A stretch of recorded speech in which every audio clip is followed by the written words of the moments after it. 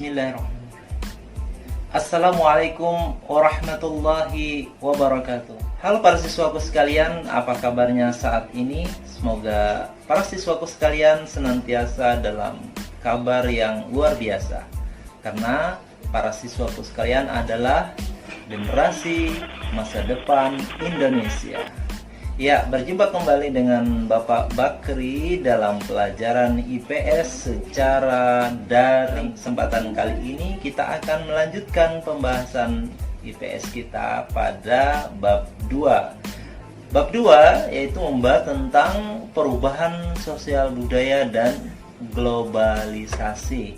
Ya, para siswaku sekalian, kita bisa menyaksikan bahwa perubahan sosial budaya itu terjadi pada kehidupan kita saat ini. Para siswa sekalian ya bisa bertanya, permainan apa saja sih yang sering digunakan atau dimainkan oleh orang tuanya pada saat mereka seusia dengan kalian?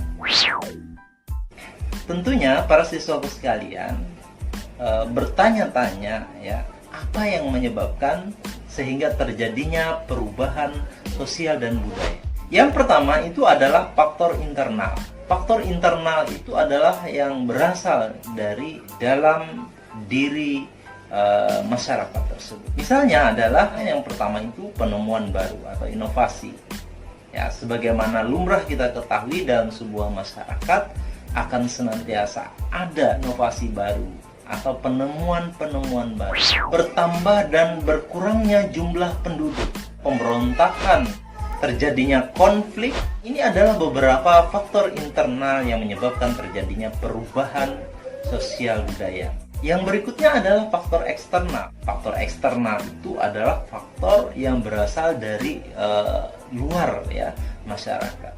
Nah, di antara daripada faktor eksternal itu adalah adanya pengaruh kebudayaan masyarakat lain ya, yang berasal dari luar masyarakat atau budaya masyarakat setempat ya, itu masuk. Adanya bencana alam. Kemudian yang berikutnya itu yang terakhir adalah peperangan. Dan ini adalah beberapa hal atau beberapa faktor eksternal yang menyebabkan terjadinya perubahan sosial dan budaya.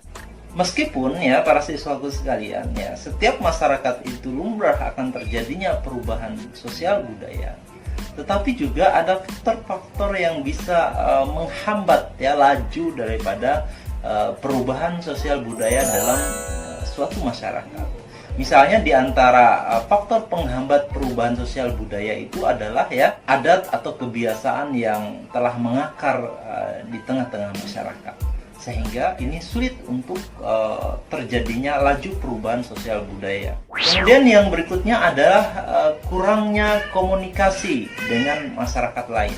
Artinya masyarakat tersebut ya tidak open stratification atau tidak terbuka gitu ya dengan masyarakat luar, tertutup gitu ya, masih origin gitu. Berikutnya adalah perkembangan ilmu pengetahuan yang terlambat. Yang keterlambatan ya dalam hal perkembangan ilmu pengetahuan dan teknologi ini juga bisa menghambat ya, bukan hanya bisa lagi tetapi menjadi faktor yang utama ya, kalau bisa saya katakan menghambat terjadinya laju perubahan sosial budaya. Kemudian yang berikutnya adalah sikap tradisional dalam masyarakat. Adanya kepentingan yang tertanam kuat ya, atau vested interest ya di tengah-tengah masyarakat, sehingga kepentingan-kepentingan yang tertanam kuat ini menyebabkan terhambatnya laju perubahan sosial budaya. Kemudian adanya prasangka terhadap hal baru itu biasa ya, karena yang namanya merubah kebiasaan itu akan memunculkan syahwasangka ya, jangan-jangan ya, hambatan yang bersifat ideologis biasanya karena adanya perbedaan ya, way of life atau value, bahkan yang sifatnya ideologi ya, ini sangat menghambat terjadinya kontak budaya dengan masyarakat lain atau budaya lain yang berbeda secara ideologi. Sedangkan ya proses perubahan sosial budaya itu ya bisa kita lihat dari beberapa sudut ya. Yang pertama itu adalah akulturasi ya. Akulturasi itu apa sih ya? Akulturasi itu adalah proses penerimaan unsur-unsur kebudayaan baru dari luar secara lambat dengan tidak menghilangkan sifat khas kebudayaan itu sendiri. Terjadinya pembauran budaya dua atau lebih gitu ya menjadi satu, tetapi masih kelihatan ya percampuran atau pembauran budayanya itu masih kelihatan budaya aslinya itu dari mana gitu ya. Misalnya budaya di masa lalu ya seperti Islam di Nusantara. Di Nusantara itu memiliki ciri khas akulturasi ya seperti misalnya baju ini ya bukan ya baju koko gitu ya pakai peci ya. Nah ini kan campuran antara budaya Arab dan budaya Hindu serta budaya Cina ya, pakai sarung ya, santri ya nah, itu adalah bentuk dari akulturasi budaya. Yang berikutnya itu adalah proses pembauran budaya berbentuk asimilasi. Asimilasi itu adalah proses peleburan dua kebudayaan atau lebih yang berbeda menjadi satu kebudayaan baru milik bersama. Asimilasi ini berbeda dengan akulturasi tadi ya. Kalau akulturasi tadi masih kelihatan ya, masih kelihatan budaya asalnya itu masih kelihatan walaupun bercampur. Nah, sedangkan asimilasi ini tidak, ya, dia membaur menyatu, gitu. Tidak kelihatan lagi ya dari akulturasi sudah, asimilasi sudah. Yang berikutnya adalah difusi kebudayaan.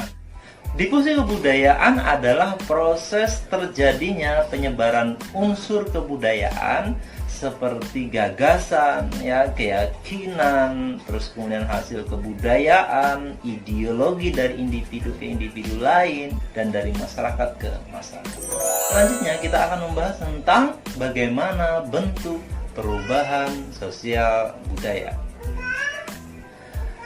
Berdasarkan prosesnya, ya, bentuk perubahan sosial budaya itu ada yang direncanakan dan ada yang tidak direncanakan ya.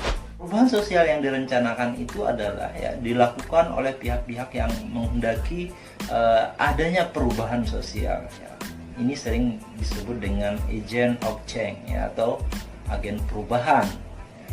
Nah, kemudian ya perubahan sosial yang tidak direncanakan itu adalah perubahan sosial itu ya terjadi di luar kehendak dan jangkauan masyarakat tersebut.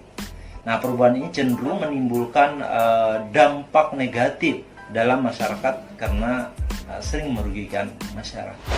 Yang direncanakan itu misalnya ya seperti rencana membangun kota atau membuat rancangan tata kota gitu ya, membangun gedung, membangun jalan, nah ini direncanakan. Nah, sementara bencana alam, banjir, gunung letus ya, terus tsunami, nah ini yang tidak direncanakan.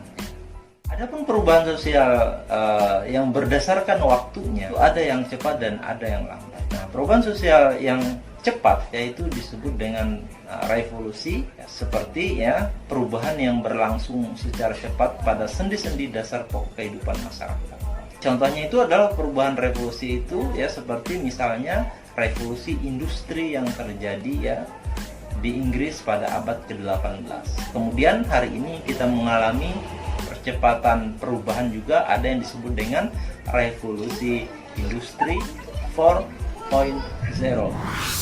Nah, perubahan sosial secara evolusi yaitu perubahan yang membutuhkan waktu lama dan diikuti rentetan perubahan kecil ya yang saling mengikuti secara lambat. Salah seorang ilmuwan yang kontroversial ya mengemukakan teori tentang evolusi yaitu Darwin, itu adalah salah satu contoh argumentasi ya bahwa perubahan itu terjadi secara lambat. Beliau mengatakan bahwasanya makhluk hidup itu berevolusi, salah satunya manusia. Manusia itu berasal dari kera, kata Darwin. Nah, argumentasi Darwin ya bahwa manusia itu berasal dari kera yaitu adalah karena adanya kemiripan ya dengan makhluk-makhluk yang lain. Manusia dengan kera, kemudian kera ya itu berjalan ya jongkok, terus kemudian tegak ya, sehingga kemudian seperti manusia, adalah contoh ya teori evolusi atau argumentasi atau dialektika evolusi yang dikemukakan oleh Darwin, meskipun ya ini sangat kontroversial dan sudah dibantah oleh ilmuwan yang lain. Perubahan sosial yang berikutnya adalah berdasarkan kemajuan dan kemunduran arahnya. Perubahan sosial yang maju ya ini sering disebut dengan progres ya, atau progresif atau bersifat memajukan. Sementara ya perubahan yang justru menyebabkan kemunduran ini adalah perubahan yang bersifat regresif. Contoh dari perubahan progresif atau progres itu adalah penemuan sarana transportasi dan komunikasi yang bisa kita rasakan pada era digital hari ini. Seperti misalnya sarana transportasi ya, kita lihat ya, seperti adanya transportasi kereta listrik yang cepat ya, MRT ya, LRT ya, di beberapa negara Asia Tenggara ya, terutama di kota-kota besar yang enggak maju gitu. Kemudian kendaraan-kendaraan seperti mobil ya, sepeda motor ini mempercepat transportasi atau migrasi manusia dari satu tempat ke tempat. Nah, sementara ya untuk kemajuan komunikasi, kita bisa menyaksikan di era digital hari ini kita bisa berkomunikasi, kemudian mendapatkan informasi yang cepat, masif, dan volatility-nya itu luar biasa, ya, sangat cepat sekali. Nah, sementara ya perubahan sosial yang regresif itu contohnya adalah yang kembali lagi bencana alam, dan contoh lain adalah juga peperangan. Perubahan sosial juga bisa kita lihat bentuknya dari sisi pengaruhnya. Dari sisi pengaruh atau impact-nya, perubahan sosial itu ada yang impact atau pengaruhnya kecil dan ada yang besar. Perubahan sosial yang pengaruhnya kecil itu ya diantaranya itu adalah fashion, ya, perubahan mode pakaian. Ya, perubahan mode pakaian tidak memberikan pengaruh yang sangat besar jika ya mode pakaian itu tidak terkait dengan nilai-nilai yang dianut oleh suatu masyarakat. Nah, sementara ya perubahan sosial yang pengaruhnya besar ya, bagi kehidupan itu biasanya perubahan-perubahan pada nilai-nilai kehidupan. Contohnya itu adalah ya pendidikan. Pendidikan itu bisa mengubah nilai-nilai pandangan seseorang tentang kita masuk kepada pembahasan era globalisasi.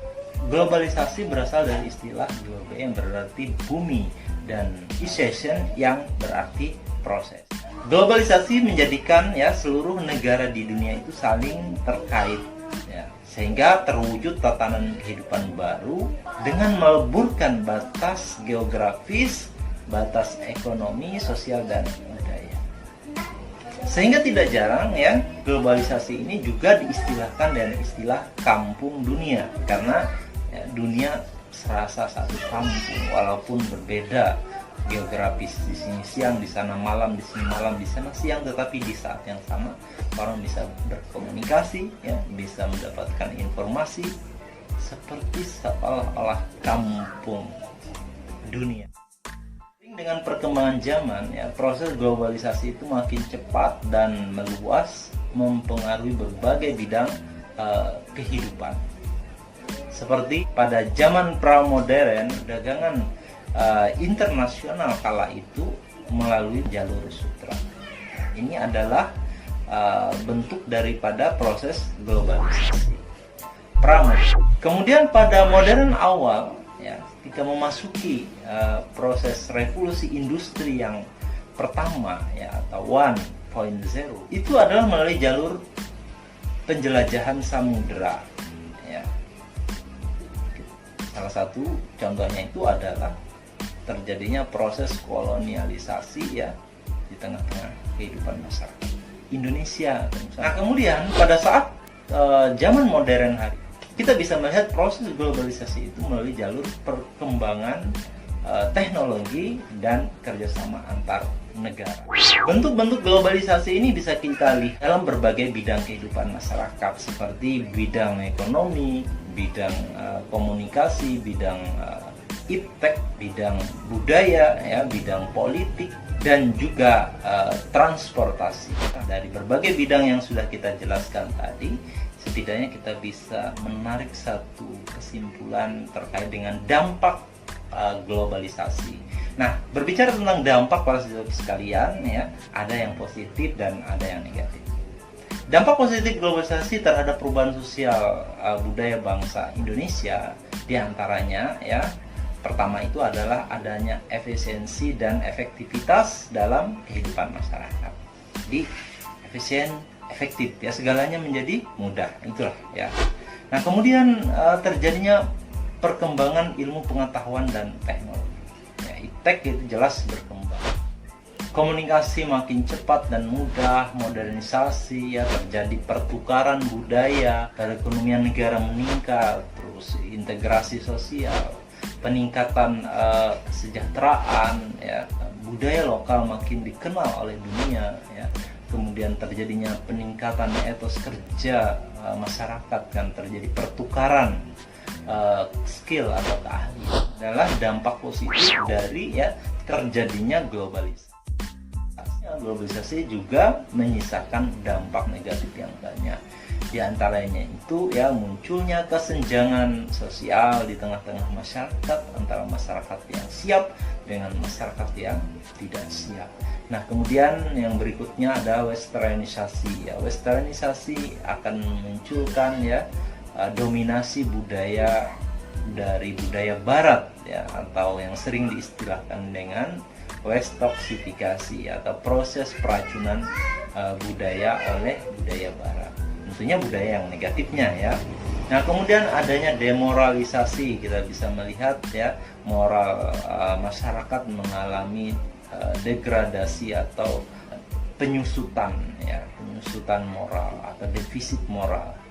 Nah, kemudian adanya kerusakan lingkungan karena adanya industrialisasi, ya, sehingga kita melihat bencana-bencana, ya, suatu tanah longsor, banjir, bahkan global warming, ya, atau pemanasan global, gitu, ya. Nah, ini adalah untuk daripada kerusakan-kerusakan ekologi atau lingkungan.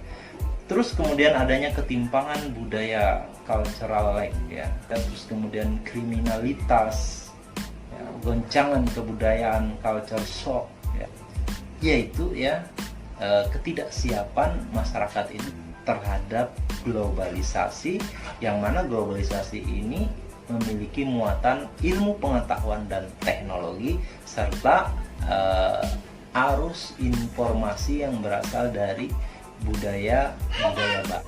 Sebagai upaya dalam menghadapi globalisasi di bidang budaya, setidaknya, ya, beberapa hal yang harus dilakukan secara sinergis, yaitu, ya, selektif dalam hal memilih budaya asing yang sesuai dengan budaya lokal atau budaya asli kita.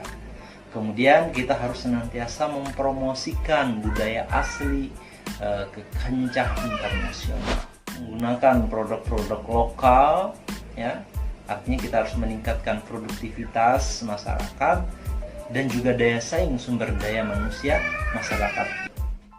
Ya, demikian pembahasan kita terkait dengan bab 2. Bapak ucapkan terima kasih atas segala perhatiannya, jaga kesehatannya, tetap tekun dan semangat dalam belajar. Semoga para siswaku sekalian bisa meraih mimpi dan cita-citanya. Amin, amin, ya rabbal alamin. Terima kasih. Bapak undur diri. Wal afu minkum. Wassalamualaikum warahmatullahi wabarakatuh.